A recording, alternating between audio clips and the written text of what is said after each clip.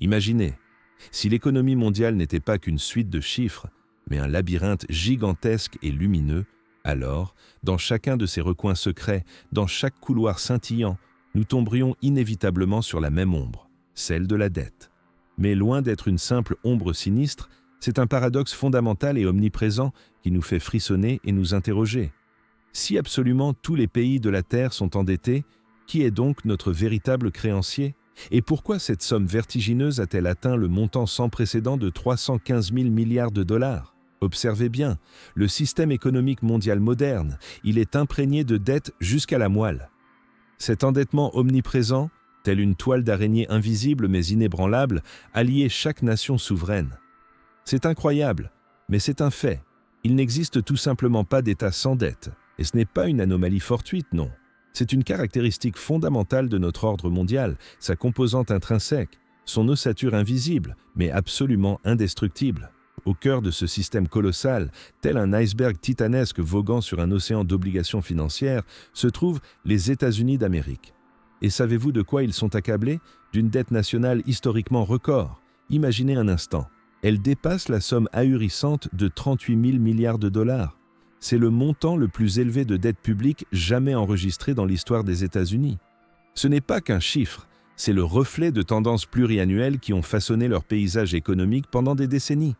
Cette croissance implacable et inéluctable de la dette américaine est due à un ensemble complexe de facteurs puissants. Et savez-vous lesquels ? Ce sont des décennies de déficit budgétaire, telle une plaie ouverte dans le budget. C'est le financement massif d'opérations militaires coûteuses à travers le monde, qui engloutissent des milliers de milliards. Et, bien sûr, de vastes programmes de relance économique destinés à prévenir les crises ou à sortir l'économie de la récession. Considérez ceci. L'augmentation constante du plafond de la dette américaine n'est pas une simple question politique qui suscite de vifs débats au Congrès. Non, c'est une nécessité économique vitale pour le fonctionnement de l'État lui-même, pour le maintien de sa survie, tel l'air que l'on respire.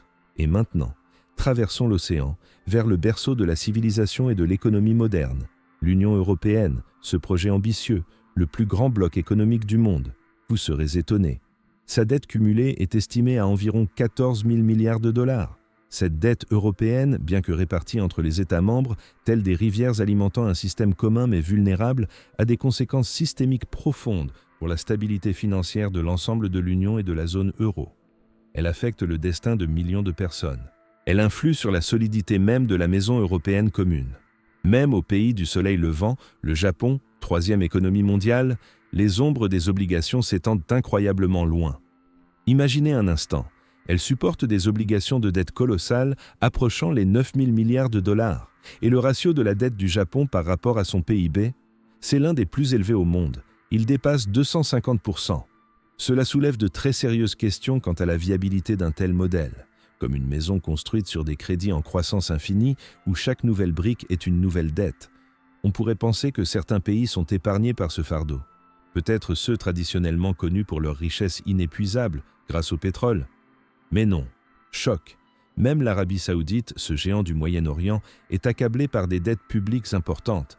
Et ces dettes de l'Arabie Saoudite sont utilisées de manière stratégique. Dans quel but ? Pour diversifier son économie et réduire sa dépendance au pétrole, afin de se préparer à un avenir sans or noir. Et, bien sûr, pour financer d'ambitieux projets d'infrastructures et sociaux destinés à transformer le royaume lui-même et son image. Contrairement à l'idée répandue de leur forteresse financière inébranlable, même des géants comme l'Allemagne et la Chine, de grandes économies exportatrices, ont d'énormes sommes de dettes. Vous serez stupéfaits. La dette de l'Allemagne. Elle est utilisée pour financer de vastes programmes sociaux qui maintiennent un niveau de vie élevé pour la population, pour développer ses infrastructures, véritables locomotives de l'économie, et pour soutenir l'intégration européenne qui aspire à l'unité. Et la dette chinoise ? Elle comprend à la fois la dette publique et la dette des entreprises et est activement utilisée pour stimuler la croissance, les investissements dans les infrastructures qui transforment le pays et le maintien de l'emploi. Tout cela pour la stabilité sociale. Et c'est ici, mes amis, dans ce monde où chacun, du géant prospère à la nation en développement, est lié par un fil indissoluble d'obligations, que surgit un paradoxe financier fondamental. Il défie toute notre intuition. Pensez-y, si tous les États et les grandes économies sont débiteurs, qui donc joue le rôle du créancier final ? Cette question n'est pas simplement rhétorique, non. Elle met en lumière la nature extrêmement complexe et incroyablement interdépendante du système financier mondial moderne. Il n'y a pas de réponse simple ici. Ce n'est pas une simple question de bilan comptable que l'on peut équilibrer. C'est une vaste histoire financière, où l'argent, le pouvoir mondial et les processus historiques s'entrelacent étroitement dans une seule et même pelote de destin enchevêtrée. La nature de la dette mondiale, ce n'est pas du tout une conception simple ou évidente. Je vais vous révéler un secret. Son fonctionnement est bien plus profond, plus complexe et plus stratifié qu'il n'y paraît à première vue. Comme un iceberg dont la majeure partie est cachée sous l'eau. La dette ne doit pas être considérée uniquement comme un fardeau économique, ni comme un indicateur négatif de faiblesse financière, ni, encore moins, comme un signe d'inefficacité. Au contraire, elle sert d'élément clé et fondamental à la base architecturale sur laquelle sont construits l'ensemble de l'ordre mondial moderne et ses relations économiques, tels des piliers invisibles mais solides soutenant notre monde entier. Cette architecture de la dette assure le fonctionnement du commerce mondial. Elle stimule les investissements internationaux et, ce qui est le plus important, elle maintient une stabilité relative des marchés financiers, les empêchant de s'effondrer sous le poids de leurs propres contradictions. Réfléchissez. Chaque événement historique significatif, des guerres mondiales et conflits politiques aux crises économiques et périodes de prospérité, est intrinsèquement lié à ces échafaudages invisibles de la dette. Ils soutiennent, ils modifient le cours des événements, tel un réalisateur invisible dirigeant les destins.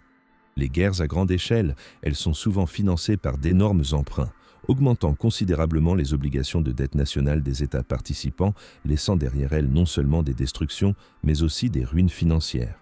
Les crises économiques profondes, incroyables, elles entraînent une augmentation significative de la dette publique. Pourquoi ? En raison de la nécessité d'une intervention étatique massive, de programmes de relance qui sauvent les économies d'un effondrement total.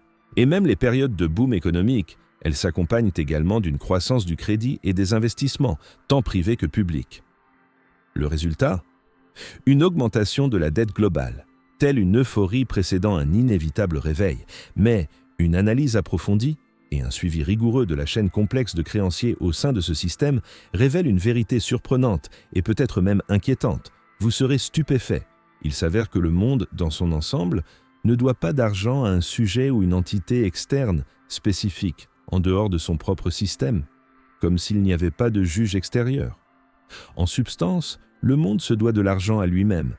Cela témoigne de la nature fermée, autoréférentielle et profondément interdépendante du système financier mondial. C'est un cycle sans fin. Cela signifie que l'argent et les dettes circulent au sein d'une seule et même grande économie mondiale, passant d'un acteur à l'autre, tel le sang dans les vaisseaux d'un organisme unique.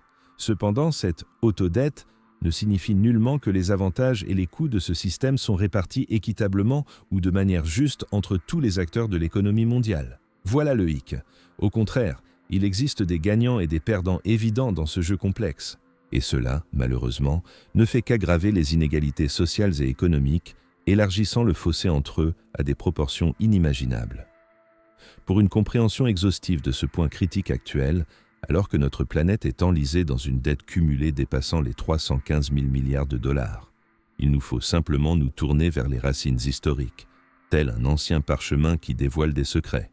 Et saviez-vous que le montant total de la dette mondiale, c'est même 315 000 milliards de dollars, dépasse de près de 3 fois la taille de l'ensemble de l'économie mondiale? Cela souligne l'ampleur sans précédent de la dépendance financière et ses risques systémiques potentiels pour l'avenir. Tel un colosse aux pieds d'argile et prêt à s'effondrer. L'idée de la dette publique, vous ne devinerez jamais quand elle a vu le jour.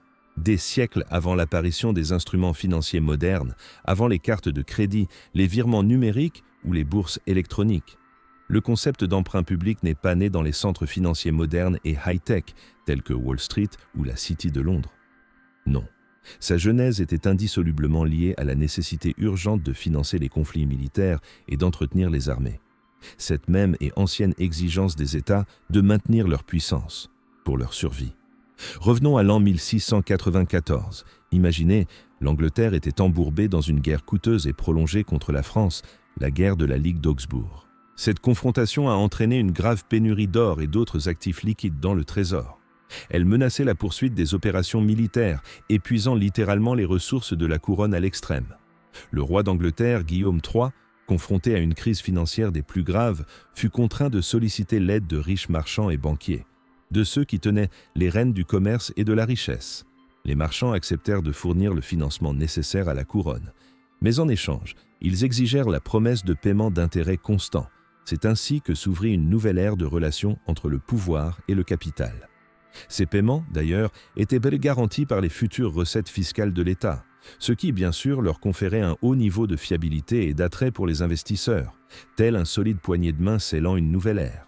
Et c'est ainsi que, pour gérer efficacement ce nouveau mécanisme si complexe d'emprunt public, la Banque d'Angleterre fut spécialement instituée en 1694. Incroyable. La création de la Banque d'Angleterre fut un événement véritablement révolutionnaire dans l'histoire financière mondiale. Elle jeta les bases du système bancaire central moderne et changea la donne pour toujours. Imaginez un instant. Cela permit à l'État de dépenser pour la première fois de l'argent qu'il ne possédait pas encore physiquement, en se basant sur les revenus futurs et le crédit. Cela modifia radicalement toute la politique fiscale, comme si l'on autorisait un saut dans l'abîme, garanti par l'avenir. En retour, les marchands et investisseurs qui finançaient obtinrent quelque chose d'extraordinairement précieux, une promesse formalisée et garantie par le gouvernement. Cette promesse prenait la forme d'obligations de dette qui pouvaient être librement échangées, achetées ou vendues sur le marché naissant, créant une liquidité sans précédent. Ainsi naquirent les obligations d'État. Et le plus important, elles devinrent le prototype et le fondement de l'ensemble du système financier moderne, de tous les marchés de capitaux. La base sur laquelle l'avenir serait construit. Ce système innovant, mes amis, tel un virus rapide et imparable, il s'est propagé à travers le monde.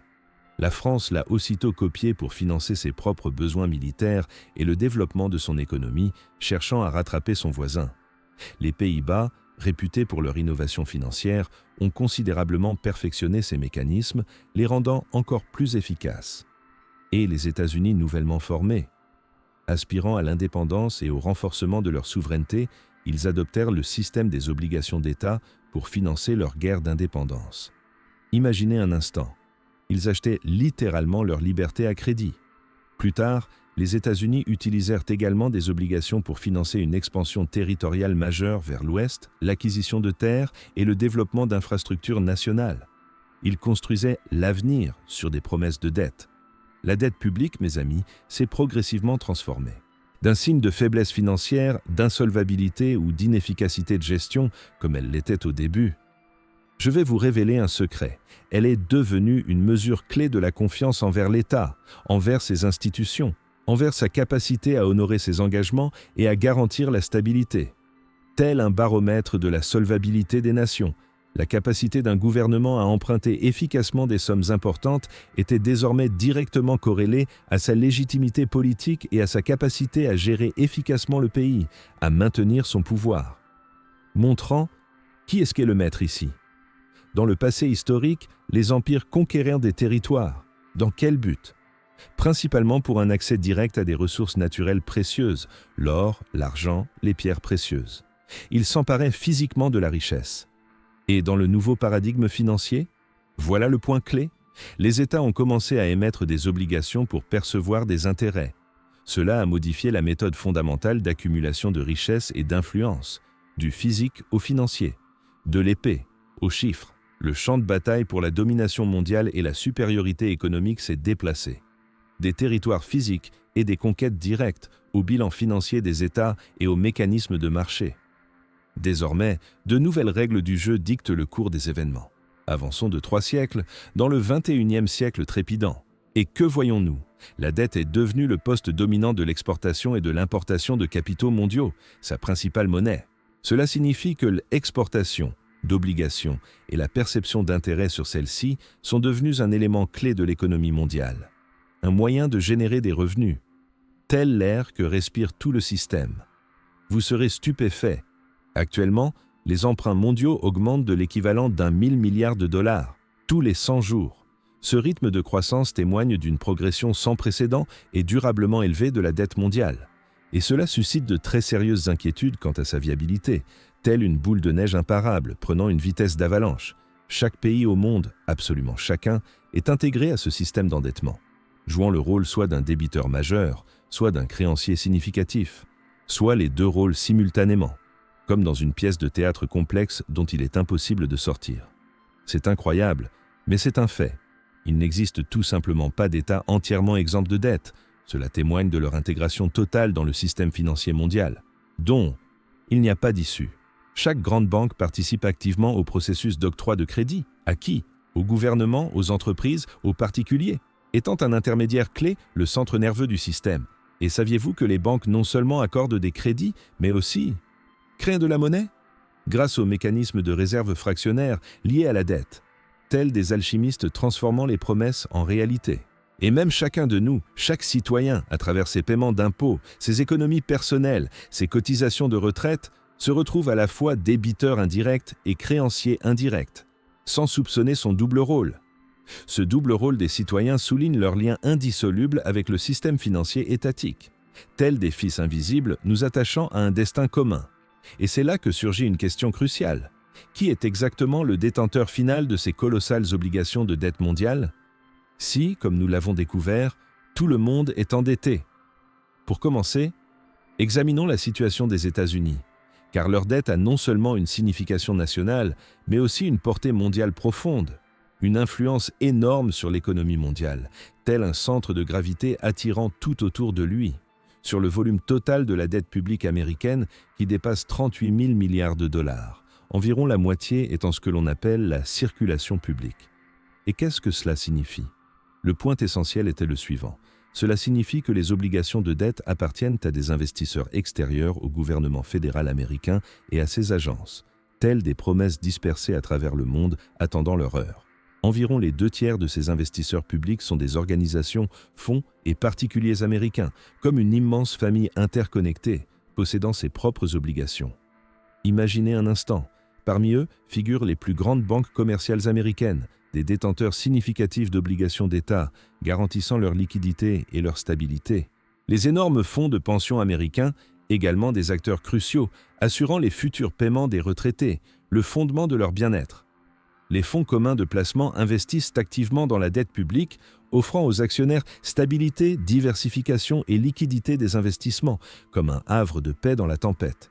Les compagnies d'assurance américaines utilisent les bons du Trésor comme garantie fiable pour leurs réserves, leurs obligations et leur planification à long terme, tel un coffre-fort ignifugé.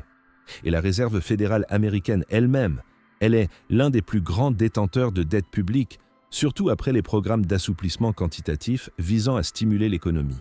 La Fed est devenue non seulement un régulateur, mais aussi un acteur actif. Cela indique une interdépendance profonde entre la politique monétaire de la Fed et la politique budgétaire du gouvernement américain. Telles deux moitiés d'un même tout, indissociablement liées par le destin.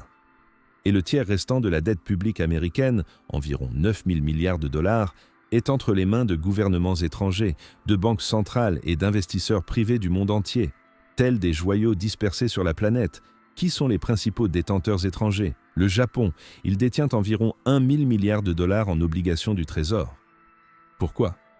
Les investissements du Japon dans la dette américaine sont motivés par la nécessité de placer d'importants excédents commerciaux, de maintenir la stabilité de sa monnaie et de rechercher des actifs fiables, tel un stratège avisé qui anticipe l'avenir. Le Japon est suivi par la Chine, qui détient environ 800 milliards de dollars en obligations du Trésor américain. La part de la Chine dans la dette américaine est le résultat de l'accumulation d'énormes excédents commerciaux et de la gestion de colossales réserves de change, telle une réserve de solidité intouchable. Et parmi les autres grands détenteurs étrangers, le Royaume-Uni, le Luxembourg et la Belgique. Ceux-ci d'ailleurs sont des centres et juridictions financiers internationaux clés, tels des centres d'attraction de capitaux du monde entier. Ainsi, mes amis, bien que l'affirmation « les États-Unis sont endettés envers la Chine » soit techniquement correcte, la part de la Chine ne représente qu'environ 2% du volume total de la dette publique américaine. Voilà le point clé. Cela dissipe le mythe répandu selon lequel la Chine est le principal propriétaire de l'économie américaine via la dette. Non, ce n'est qu'une petite part d'un immense gâteau. La majeure partie de la dette américaine appartient en fait à l'Amérique elle-même. Cela crée une dynamique interne unique et un effet de miroir circulaire, où le reflet est la réalité. Qu'est-ce que cela signifie? Que les contribuables américains paient des intérêts sur la dette, aux investisseurs américains eux-mêmes, bouclant le cycle financier à l'intérieur du pays. Comme dans un moteur perpétuel fonctionnant en autonomie, imaginez ce mécanisme ingénieux. Le Trésor américain émet régulièrement de nouvelles obligations d'État pour attirer les fonds financiers nécessaires, telle une demande continue de ressources. Les banques américaines, les fonds d'investissement, d'autres institutions, ils achètent activement ces nouvelles obligations, assurant le financement primaire des programmes gouvernementaux, telle une avant-garde apportant l'argent. Et la Réserve fédérale, elle rachète souvent des obligations sur le marché secondaire via des opérations d'open market, créant de fait de nouveaux dollars directement à partir de rien, tel un magicien matérialisant de l'argent.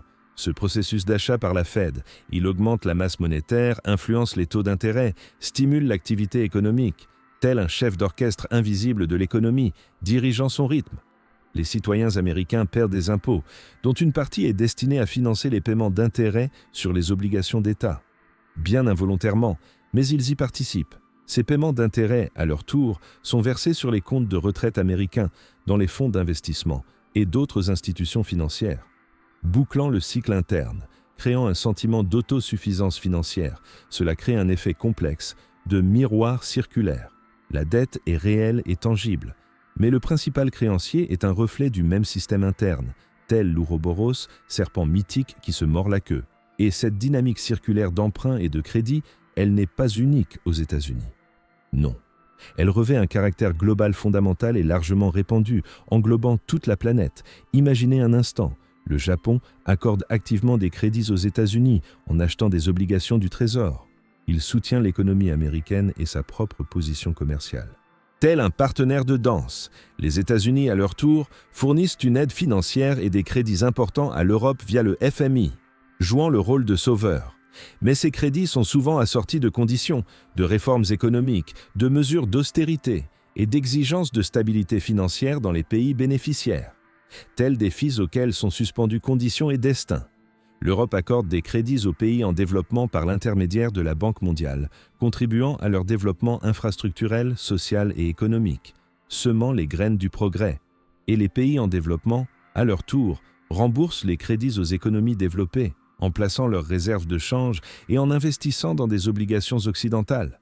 Bouclant ce cercle infini, cette chorégraphie planétaire, cela est décrit comme une partie de patate chaude planétaire, où chaque participant se transmet les obligations de dette, s'efforçant de ne pas les garder trop longtemps, tel un objet brûlant qui vous consume. Dans ce jeu métaphorique, la patate chaude est composée de promesses et d'obligations financières, et non d'actifs tangibles ou d'argent au sens propre. Chaque pays du système mondial détient un titre de créance émis par un autre pays, créant un réseau complexe d'interdépendance et de garanties mutuelles, tel un château de cartes où chaque élément dépend de l'autre. Chaque promesse financière est, en substance, garantie par une autre promesse, formant une structure de crédit à plusieurs niveaux bâtie sur la confiance, comme un immeuble sans fondation. Cela rappelle une table de poker complexe, où chaque joueur a emprunté une partie de ses jetons aux autres participants, ce qui rend le jeu profondément interdépendant et fragile, où la perte d'un seul menace tout le monde. Et connaissez-vous la seule règle tacite qui maintient la stabilité de ce jeu financier mondial ? C'est que personne ne doit entrer en conflit ou sortir du jeu. Cela signifie qu'aucun acteur majeur ne doit faire défaut sur ses obligations ou saper brusquement la confiance dans le système, pour éviter une réaction en chaîne qui balayerait tout sur son passage. Outre les États et les institutions financières, il existe un quatrième niveau, le plus puissant, de contrôle sur le crédit et les flux de capitaux. Et ce sont les marchés financiers eux-mêmes, invisibles mais omnipotents. Vous ne devinerez jamais qui se cache derrière eux. Derrière chaque obligation d'État se trouve un vaste réseau invisible et complexe d'investisseurs institutionnels et de gestionnaires d'actifs. Les acteurs clés de ce réseau, ce sont les fonds spéculatifs, hedge funds, qui gèrent agressivement les risques et les rendements en utilisant des stratégies des plus complexes, tels des prédateurs du marché traquant leurs proies, les énormes fonds de pension, également des acteurs d'une importance capitale. Ils investissent les fonds des futurs retraités dans des obligations d'État stables et à long terme, assurant ainsi leur avenir. Les fonds souverains, gérant les actifs et réserves nationales, jouent un rôle influent, réalisant d'importants investissements stratégiques à travers le monde, tels des dirigeants de l'ombre gérant le capital. Et enfin, les banques centrales, gérant des actifs se chiffrant en dizaines de milliers de milliards de dollars. Elles sont les principaux et les plus influents acteurs du marché, capables de le façonner, comme un sculpteur l'argile. Ces institutions, elles agissent en fait comme les véritables arbitres du crédit mondial, déterminant la disponibilité et le coût des fonds empruntés pour les nations, rendant leur verdict. Ce sont elles qui déterminent quels pays pourront emprunter des fonds à des taux d'intérêt bas, bénéficiant d'une grande confiance des investisseurs et de leurs demandes, tels des élus admis dans la Ligue supérieure. Et, inversement, elles décident quels pays seront contraints de payer une prime de risque élevée pour assurer leur survie économique et prévenir un défaut. Comme condamnés à une lutte éternelle. Mais que se passe-t-il lorsque ces institutions de marché perdent confiance dans la capacité d'un pays à honorer sa dette ?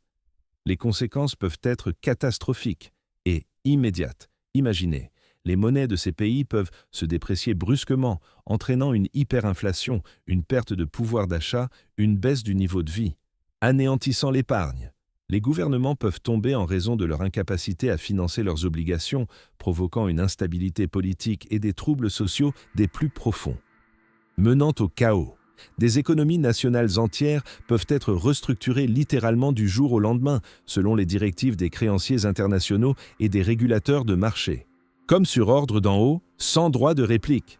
Les processus démocratiques déterminent qui dirigera le pays au niveau politique, exprimant la volonté du peuple par le biais des élections. Mais ce n'est là qu'un côté de la médaille. Choc. Les marchés financiers, en substance, décident quel État pourra survivre économiquement.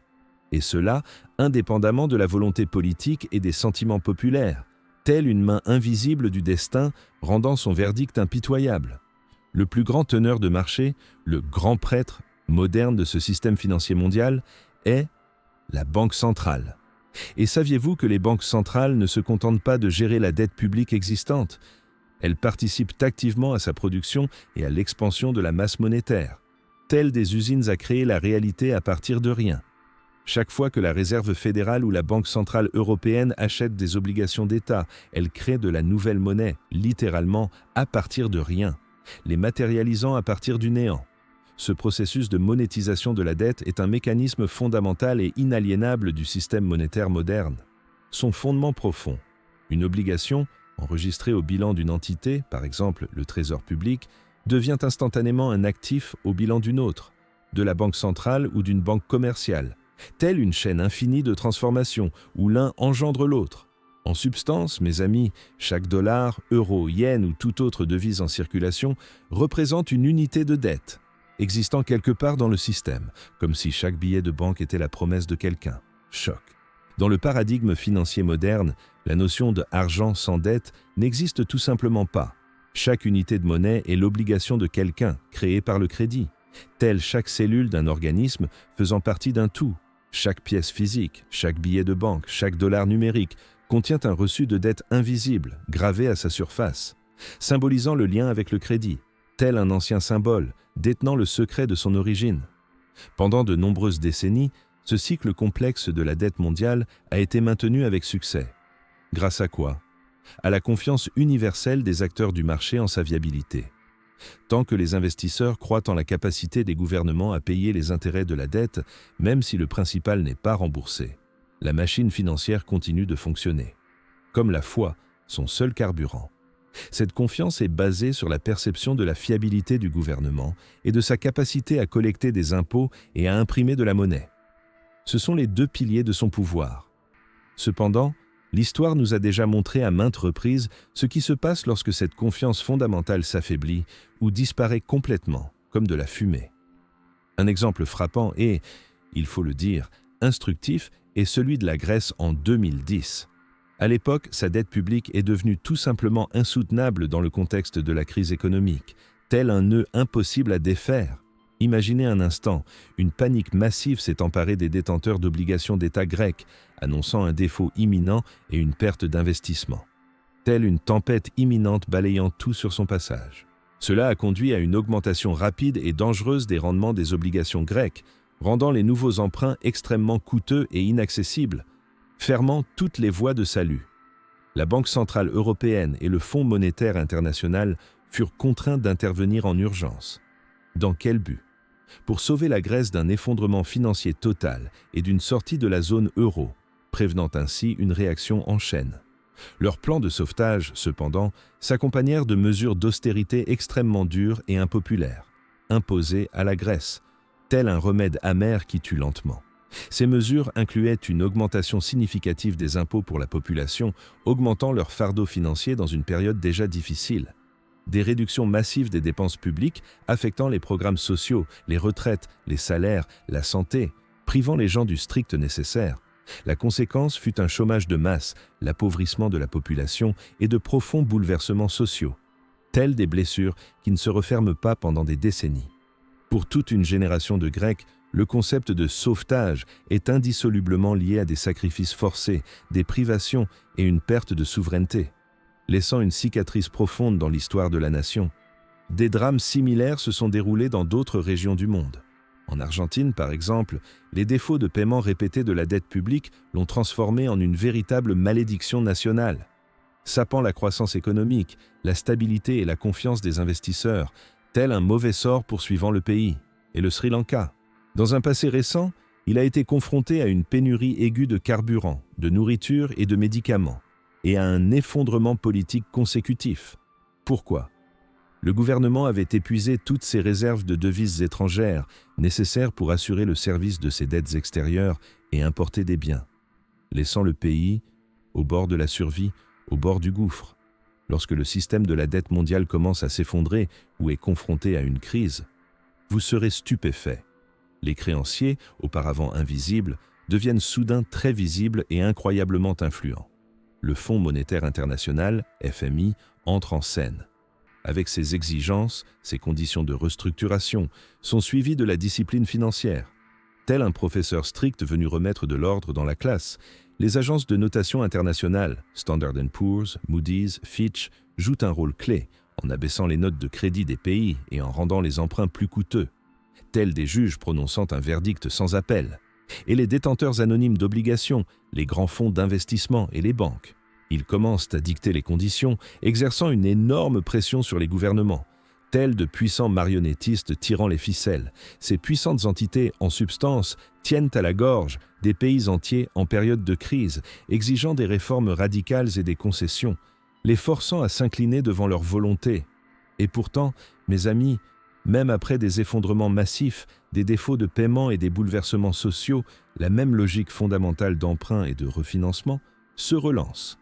Incroyable, mais vrai, telle une machine indestructible, condamnée à un mouvement éternel. De nouveaux crédits sont activement octroyés pour remplacer les obligations anciennes, échues ou en défaut. Cela maintient le système à flot et prévient un effondrement total, comme une tentative infinie de colmater les brèches d'un navire qui continue de naviguer. Les anciennes dettes sont soigneusement restructurées, parfois même avec une décote, un haircut pour les créanciers. Dans quel but ?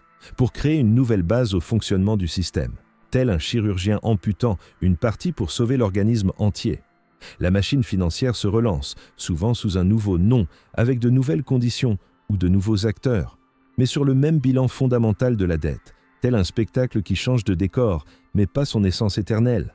Pourquoi cela se produit-il ? Parce qu'au XXIe siècle, la dette publique n'est pas destinée à être réellement et intégralement remboursée. Pas au sens traditionnel du crédit privé. Je vais vous révéler un secret. Sa fonction principale, cruciale, est d'être constamment refinancée.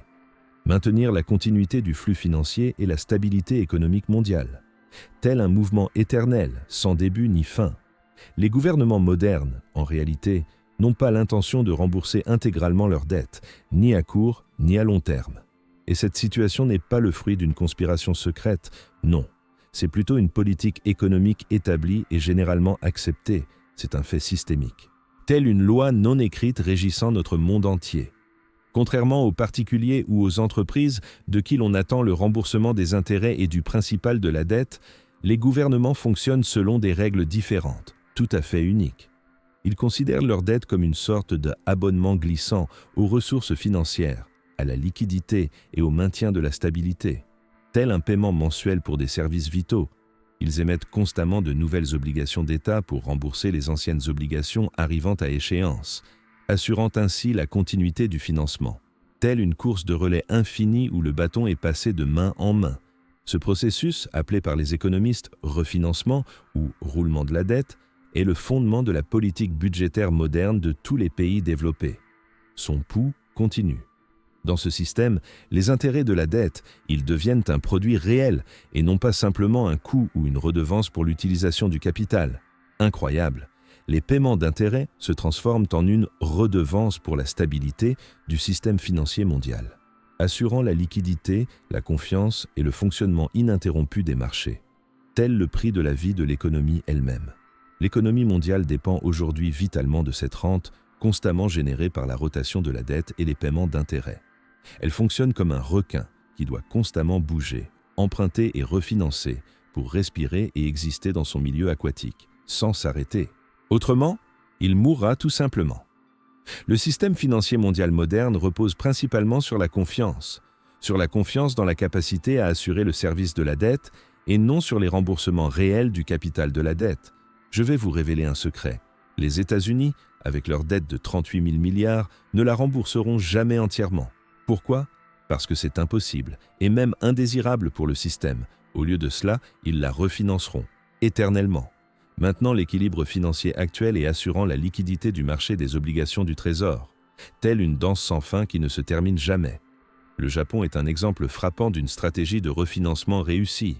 Elle est appliquée depuis des décennies, et ce, malgré une dette dépassant 250% du PIB, tel un maître zen ayant atteint l'équilibre parfait entre dette et stabilité. Incroyable! Malgré la taille astronomique de sa dette, le rendement de ses obligations d'État reste extrêmement faible, proche de zéro, ce qui témoigne d'une confiance maximale des investisseurs, telle une foi inébranlable. Les investisseurs achetant des obligations d'État japonaises et autres n'attendent pas le remboursement intégral du principal à l'échéance. Non, ils s'attendent à une prolongation constante de l'accord, c'est-à-dire la possibilité de réinvestir leurs fonds et de continuer à percevoir des revenus d'intérêt, assurant ainsi la stabilité. Telle la promesse d'un lendemain qui arrive toujours. Pour ces investisseurs, la dette publique est la garantie la plus fiable, l'actif le plus liquide disponible sur le marché, le moins exposé au risque, tel le joyau le plus précieux du Trésor, dont la valeur ne diminue pas. Les obligations du Trésor américain ? Elles ne sont pas perçues par le monde financier comme un passif, c'est-à-dire comme un fardeau ou un risque élevé. Au contraire, elles sont considérées comme un actif fondamental de base, constituant le fondement des marchés financiers mondiaux et de la stabilité financière globale, telle la pierre angulaire sur laquelle repose tout l'édifice. Imaginez, ces obligations sont activement utilisées par les fonds de pension du monde entier pour assurer la stabilité des investissements et les paiements garantis aux futurs retraités, protégeant leur vieillesse. Les banques utilisent les obligations du Trésor américain comme garantie pour diverses opérations de crédit, exigences de marge, ainsi que pour réguler la liquidité, telle une clé universelle ouvrant toutes les portes financières.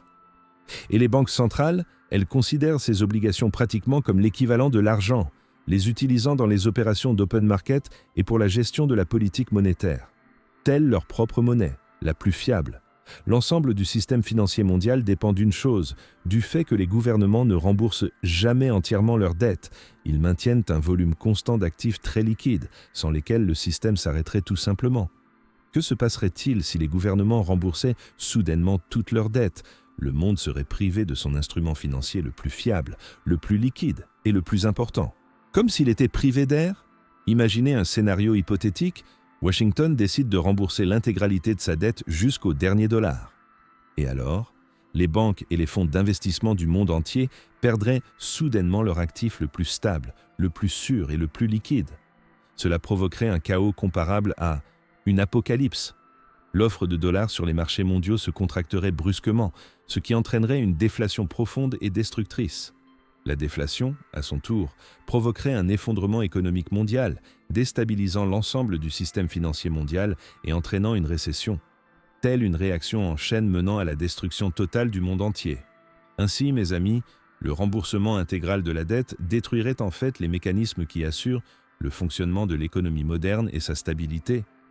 Voilà le point clé. C'est pourquoi les gouvernements agissent exactement à l'opposé. Ils continuent d'émettre de nouvelles obligations pour soutenir le système et sa liquidité, comme verser sans cesse de l'huile sur un feu qui ne doit jamais s'éteindre. Et sachez que l'émission d'obligations ne se fait pas de manière inconsidérée ou chaotique, mais de manière rythmique et prévisible, entièrement conforme aux besoins du marché et aux plans fiscaux. Surtout, un battement de cœur infatigable, donne envie. La dette, elle se transforme en une sorte de pouls du capitalisme lui-même, pulsant continuellement dans chacune de ses parties, dans chaque segment. Ce pouls de la dette se ressent partout, dans chaque programme de retraite, chaque hypothèque, chaque crédit à la consommation et sur chaque marché financier à travers le monde. Il pénètre toutes les sphères de notre vie. C'est pourquoi, lorsque les politiciens parlent de équilibrer le budget ou de rembourser la dette publique, je vais vous révéler un secret. Ils vendent à la société une certaine illusion, un beau conte de fées destiné uniquement à apaiser. Le véritable objectif de la politique fiscale n'est pas de se débarrasser complètement de la dette ou de la ramener à zéro. Non, l'objectif est de maintenir la dette durable, fonctionnelle, recherchée et gérable à long terme. Tel un dresseur gérant un prédateur puissant mais dangereux. Il est d'une importance capitale que le système financier et ses acteurs ne cessent jamais de croire en la valeur et la fiabilité de cette dette. Pourquoi ? Parce que dès que la foi dans le système s'éteint, les chiffres de la dette eux-mêmes perdent toute signification et toute valeur. Ils ne deviennent plus que du papier, se dépréciant à zéro. La confiance des investisseurs et des marchés s'effondre. Cela entraîne une hausse brutale des taux d'intérêt et une fuite massive des capitaux du pays. Telle une débandade panique balayant tout sur son passage, une économie construite exclusivement sur des promesses et la confiance s'arrête rapidement, conduit au chaos, au chômage et à la pauvreté, faisant s'effondrer un monde entier. Et c'est là le véritable, profond et secret caché de la dette souveraine et de son fonctionnement dans le monde moderne. Je vais vous révéler un secret. Le plan n'a jamais été de le rembourser intégralement, pas au sens traditionnel d'un crédit privé ou d'une hypothèque. Le plan consistait en autre chose, convaincre le monde de croire qu'il serait remboursé ou constamment servi. Maintenant ainsi l'illusion financière et le flux continu de capitaux, tel un sortilège éternel retenant la réalité. C'est un cycle fermé, auto-entretenu, basé sur la confiance et la foi dans la continuité du système et de ses obligations. Et tant que cette confiance perdure, les chiffres de la dette peuvent croître pratiquement à l'infini, sans provoquer d'effondrement ou de défaut immédiat. Telle une formule magique maintenant l'équilibre. Cependant, il convient de noter, cette confiance et les bénéfices de l'ensemble du système sont répartis de manière extrêmement inégale entre les couches de la société. Ils créent une fissure très profonde et incurable. L'affirmation « nous nous devons à nous-mêmes » n'est qu'à moitié vraie. Elle dissimule de profonds déséquilibres sociaux et économiques ainsi qu'une injustice flagrante. Et saviez-vous comment les paiements d'intérêts sur la dette publique sont répartis ? Loin d'être uniformément et loin d'être équitablement. Ces paiements s'effectuent de bas en haut. De qui ? Des contribuables, des travailleurs et des citoyens ordinaires. Vers qui ? Vers les grandes institutions financières, les investisseurs fortunés et les détenteurs de capitaux, car ce sont eux les principaux détenteurs de la dette. Telle une pompe invisible aspirant les ressources d'une partie de la société vers l'autre. En d'autres termes, mes amis, la dette n'est pas un simple transfert financier entre pays ou gouvernements. Non, elle représente un transfert systémique de richesses, de revenus et de ressources entre différentes classes sociales et groupes de population, aggravant les inégalités à l'extrême. Voilà le point clé. C'est pourquoi les inégalités mondiales de revenus et de richesses et l'endettement mondial augmentent, simultanément. Cela indique un lien structurel très profond entre ces deux phénomènes, où l'un alimente l'autre, telles les racines d'un ancien arbre. Le système récompense délibérément ceux qui détiennent des obligations de dette, leur assurant un revenu stable, une accumulation de capital et une influence accrue. Et il punit ceux qui sont contraints de ne faire que rembourser ces dettes, par les impôts, l'inflation, la réduction des services sociaux et des opportunités. Tel un juge impitoyable rendant son verdict à chacun. Cette situation présente des analogies frappantes avec la dette privée, mais elle se manifeste à une échelle et une complexité bien plus grandes, mondiales. Les principes qui régissent la dette s'appliquent à tous les niveaux, des ménages et entreprises individuelles aux États-nations et à la planète entière. C'est une loi universelle et incontestable. Les créanciers ne sont pas nécessairement des méchants, et les débiteurs ne sont pas toujours des victimes innocentes. Ils représentent deux côtés interdépendants et liés d'un même moteur économique puissant, fonctionnant à la confiance. Telle l'ombre et la lumière, des parties inséparables d'un tout. Le problème principal et critique surgit lorsque ce moteur commence à manquer de carburant pour son fonctionnement continu et le maintien de sa dynamique. Vous serez stupéfait. Cela se produit lorsque les nouveaux emprunts ne peuvent tout simplement pas suivre le volume des promesses financières faites précédemment en matière de paiement d'intérêts et de refinancement, telle une horloge arrêtée sans remontoir, figée pour l'éternité. C'est alors que la question « qui est le créancier ?» cesse d'être une question philosophique abstraite ou une théorie économique. Elle devient extrêmement personnelle, pressante, menace pour chaque membre de la société et pour la stabilité de tout le système, touchant absolument tout le monde, sans exception. Au sommet de cette pyramide financière mondiale, il n'y a pas un seul coupable évident, pas de bouc émissaire à pointer du doigt. Et savez-vous qui est réellement le coupable ? Le coupable n'est pas uniquement la Chine, comme cela est souvent présenté de manière simplifiée dans les médias et la rhétorique politique. Le coupable n'est pas seulement Wall Street avec ses puissantes institutions financières. Le coupable n'est pas seulement le Fonds monétaire international avec ses conditions d'austérité. Non, c'est la somme de tous ces sujets, de leurs actions, interactions et caractéristiques structurelles. Et aussi, nous. Chacun de ceux qui participent à ce système financier et en dépendent.